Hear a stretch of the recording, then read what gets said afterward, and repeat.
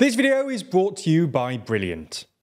Back in August 2021, the Taliban retook control of Afghanistan, a country that the US and its allies had been trying to prevent falling into their hands for 20 years. The US's controversial decision to withdraw allowed this to happen, and many countries since have been trying to keep the Taliban at arm's length, refusing to acknowledge that they really are in control and withholding vital funds. On the one hand, this demonstrates that they do not support the illiberal and oppressive regime, and helps to undermine the Taliban's credibility internationally. On the other hand, it hurts Afghanistan civilians, who desperately need this aid to survive. Irrespective though, the Taliban have been pushing ahead trying to govern their deeply impoverished pariah state. While many analysts assumed that this wouldn't work out, after all, it's not like the Taliban are renowned for their bureaucratic abilities.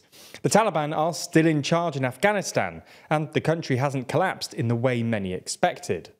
So in this video, we're going to take a look at why this is, how the Taliban might have held on, and what might happen next. Before we start, if you haven't already, please consider subscribing and ringing the bell to stay in the loop and be notified when we release new videos.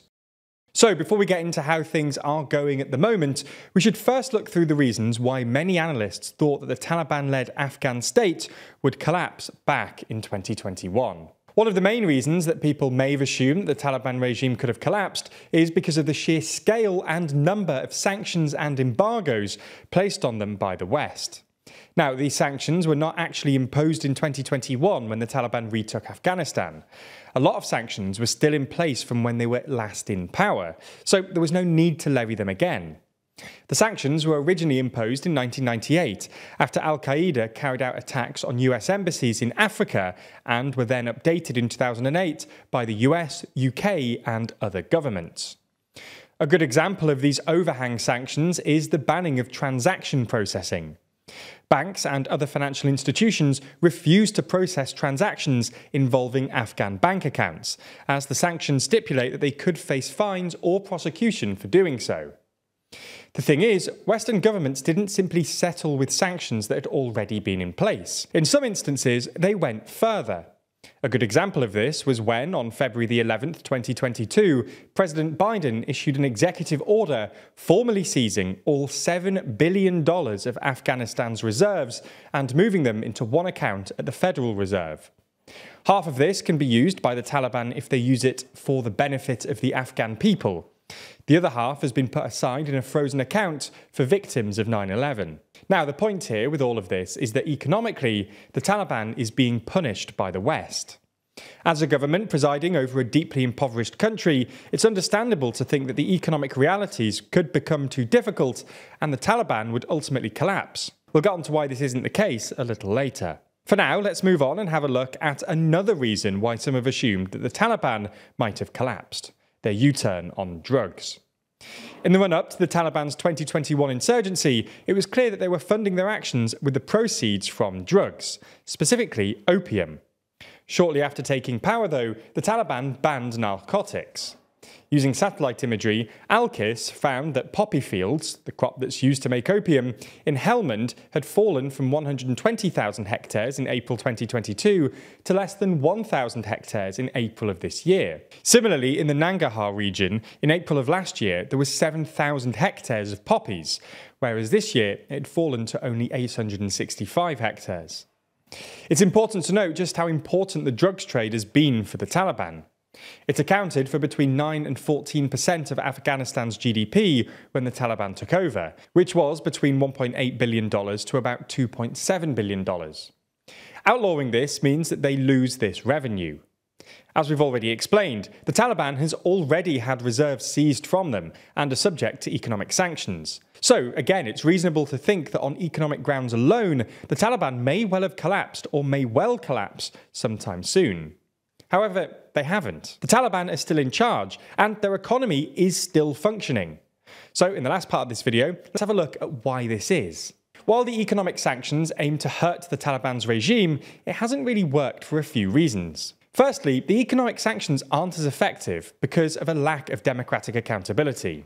Washington-based attorney Wasma Sadat, who herself lived under Taliban rule, claims that economic sanctions hurt the people, not the regime.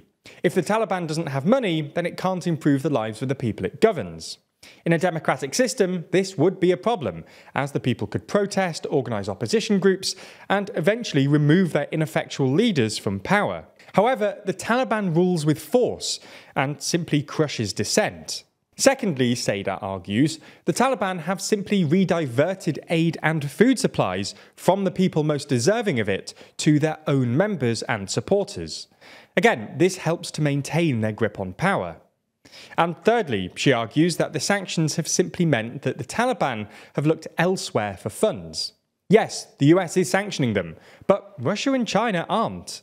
That's why, a year after coming to power again, the Taliban started importing petroleum products and wheat from Russia. Similarly, this year they signed an international energy deal with a Chinese company that allows them to extract oil from the country's north. So, it's clear that the economic sanctions haven't worked all that well. Ultimately, the situation for average Afghanistanis is still dire. In 2022, 40% of the country's population were facing acute food insecurity, and civilians rely on international help to get it. The Taliban, though, seem unaffected by this and are able to maintain their grip on power by keeping key power holders happy by stifling dissent. While some assume that when the US left, the Taliban would simply purge anyone who worked with the previous regime, this has not quite happened. Most low and middle-ranking public servants have kept their jobs and are still being paid. Assistance from the international community has stabilised the currency and prevented complete economic collapse. The point is that while life is by no means good for ordinary citizens, it's looking unlikely that the Taliban will collapse or be removed from power in the near future. TLDR is all about independent journalism and using facts and data to back up our reporting. We truly believe in the importance of this, and hopefully you do too. As such, we're brushing up on our data and analysis skills to make ourselves better reporters, and we're doing that on Brilliant. They're the STEM learning platform full of all kinds of courses, which can help with improving your career and understanding of the world. For instance, their hypothesis testing course allows us to better analyse claims and test our own assumptions and theories. Or the predicting with probability course helped us better understand projections and forecasts, allowing us to better understand when there's something weird going on with official projects. It's not just statistics though. The interactive and engaging courses over at Brilliant can take you through all kinds of important topics from the worlds of maths, data science and computer science. Brilliant have been a long-term supporter of the channel, so if you've ever considered checking it out, we'd really appreciate it if you used our link. That way they'll continue to support us, and perhaps more importantly for you, the first 200 of you will get 20% off Brilliant's annual premium subscription. Thanks for watching, and thanks to Brilliant for supporting TLDR.